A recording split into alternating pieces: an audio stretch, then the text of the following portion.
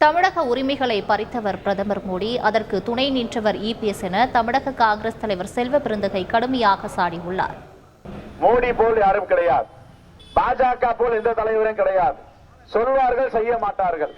கேட்டா தமாஷ் என்று தமிழிலும் இந்தியில ஜும்லா என்று பேசிவிட்டு போவார்கள். உலக நாடுகள் எல்லாம் பயந்தது இந்திரா காந்தியை பார்த்து. இரும்பு பெண்மணி, iron lady of the India என்று வர்ணிக்கப்பட்டவர்.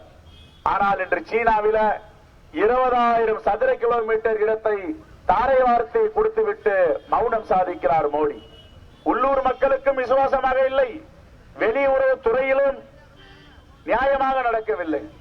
ஆனால் இந்த தேர்தல் என்பது ஜனநாயகத்திற்கும் சர்வதிகாரத்திற்குமான தேர்தல் என்று நாம் எதற்காக குறிப்பிடுகிறோம் என்றால், தமிழ்நாட்டின் உரிமைகளை பறித்தவர் மோடி அவர்கள், தமிழ்நாட்டு உரிமைகளை பறிப்பதற்கு துணை போனவர் எடப்பாடி அவர்கள்.